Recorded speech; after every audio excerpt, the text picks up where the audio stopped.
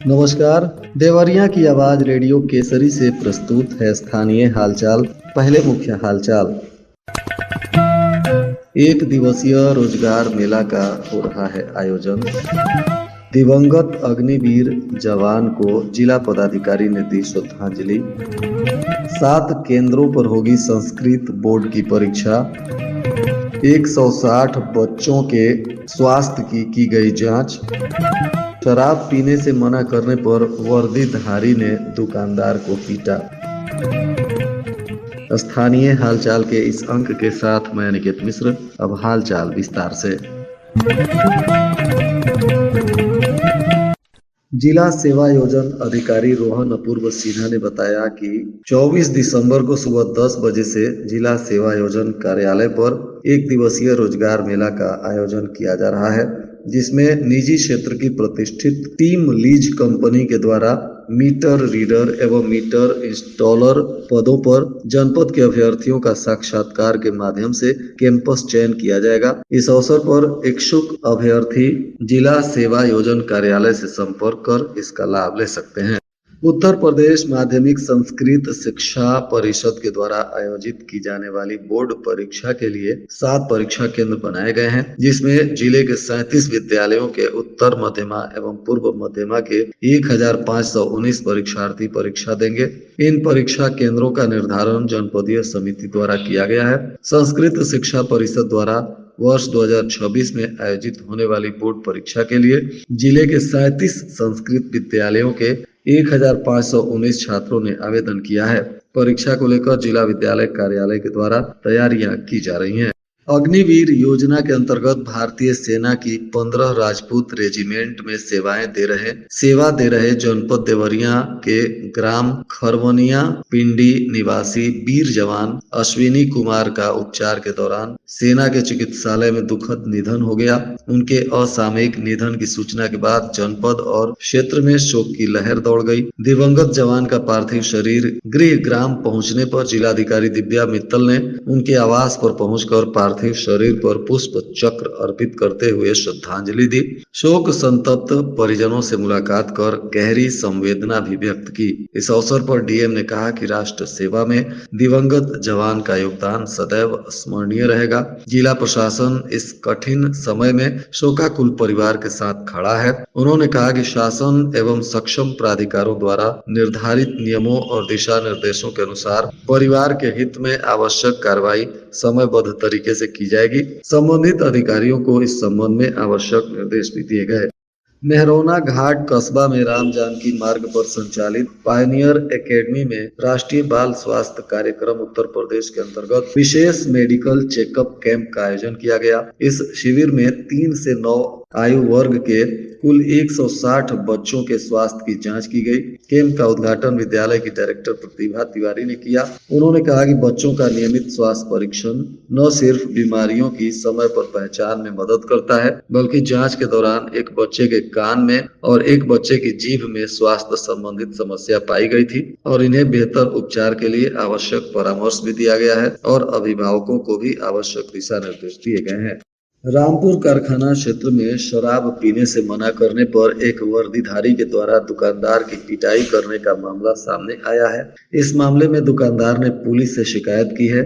शिकायत के बाद पुलिस जांच कर रही है। बताया जा रहा है कि रामपुर कारखाना के रहने वाले गणेश चौहान की थाने के सामने चाय की दुकान है। उनका आरोप है कि देर रात एक वर्दीधारी उनके दुकान पर पहुंचा, शराब पीने लगा।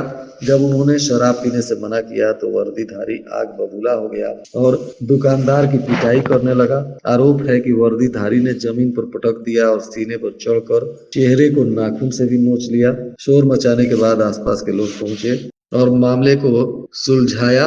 तब तक आरोपी भाग निकला। अब पीड़ित के आवेदन पर पुलिस जांच पड़ताल कर रही है।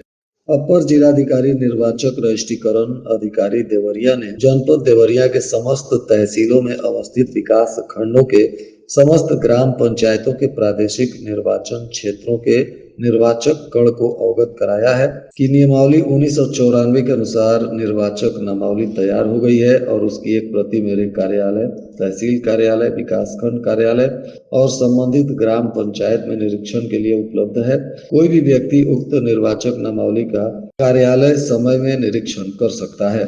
यदि किसी के नाम में कोई त्रुटि, कोई दावा, आपत्ति हो तो यहाँ शिकायत भी की जा सकती है।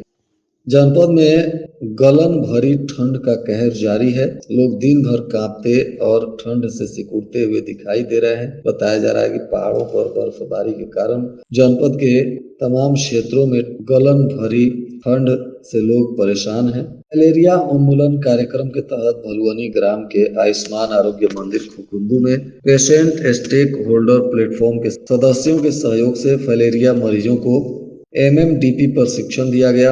आरोग्य मंदिर पर मरीजों को रुग्णता प्रबंधन और दिव्यांगता निवारण किट भी दिया गया, जिससे वह घर पर ही अपने घावों और पैरों की बेहतर देखभाल कर सके। इसके साथ ही व्यायाम करने के टिप्स दिए गए। 1 दर्जन फैलेरिया के मरीजों को MMDP किट का वितरण किया गया। जिले में मंगलवार की सुबह एक बड़ा रेल हादसा टल गया। बताया जा रहा है कि बरियारपुर थाना के पड़री मल रेलवे ढाला पर टूरिस्ट बस का पहिया निकल गया। बस फंस गई। रेलवे ट्रैक पर बस फंसा देख गेटमैन ने लाल झंडी दिखाकर मालगाड़ी को रोक दिया, वरना बड़ा हादसा हो जाता। बताया जा रहा है कि बहराइच से एक बस सोनू घाट की तरफ जा रही थी। पड़री मल रेलवे ढाला पर जैसे ही बस पहुंची, गेटमैन रेलवे गेट बंद करने लगा। रेलवे ढाला बंद होता देख टूरिस्ट बस का चालक तेजी से बस को ले जाने लगा। अचानक ढाले के पास बने ब्रेकर पर बस कूदी और एक्सल टूटते हुए बस का दोनों पहिया निकल गया और रेलवे ट्रैक पर ही बस फंस गई। उस समय एक मालगाड़ी तेजी से आ रही थी। यह देखकर गेटमैन ने तत्काल लाल झंडी दिखाकर ट्रेन को रोक लिया और इसकी जानकारी रेलवे के उच्च अधिकारियों को दी। काफी मशक्कत के बाद बस को हटाया गया। इस दौरान कुछ देर तक ट्रेनों का आवागमन प्रभावित भी हुआ।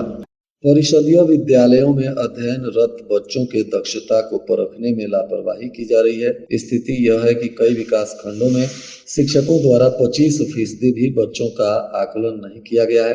आकलन को लेकर BSA ने शिक्षकों को 100% आकलन करने का निर्देश दिया है। जिले में 2121 परिषदीय विद्यालय संचालित हैं और इनमें कक्षा 1 से 8 तक पढ़ाई करने वाले बच्चों की दक्षता को परखने के लिए संबंधित विद्यालय के शिक्षक अपने मोबाइल से 100% बच्चों का आकलन करते हैं।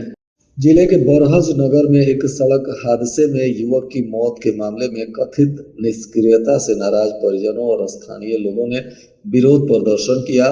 आक्रोशित लोगों ने पहले मुख्य चौक पर चक्का जाम किया, फिर नारेबाजी की। बताया जा रहा है कि बरहज जयनगर मोहल्ले में 6 दिसंबर की सुबह एक घटना हुई थी, जिसमें नगरपालिका गेट के पास एक स्कूल बस ने बाइक से घर लौट रहे 20 वर्षीय रतन सोनकर पुत्र गुड्डू सोनकर को कुचल दिया। इस हादसे में युवक की मौके पर ही मौत हो गई थी।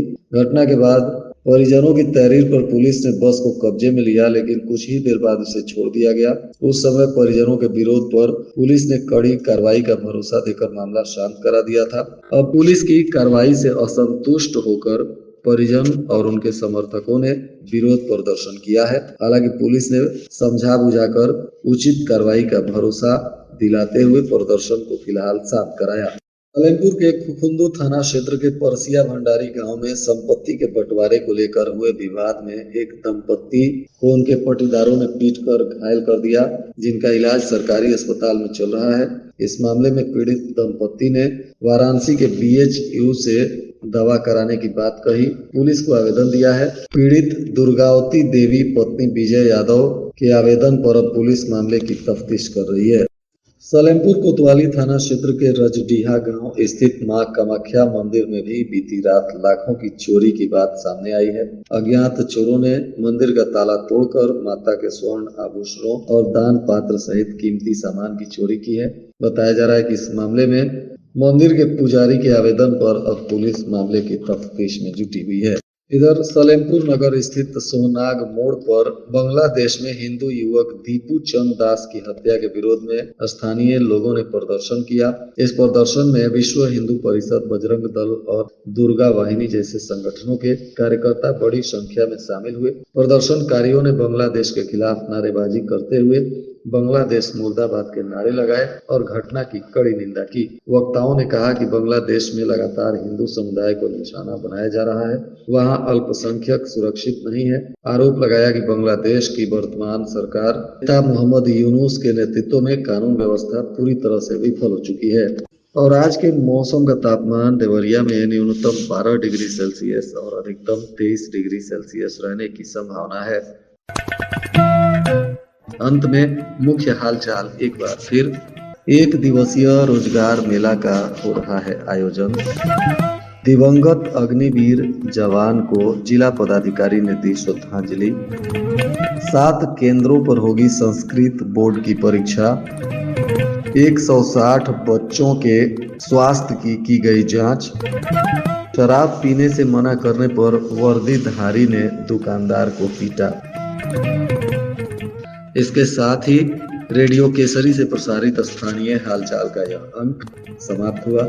नमस्कार।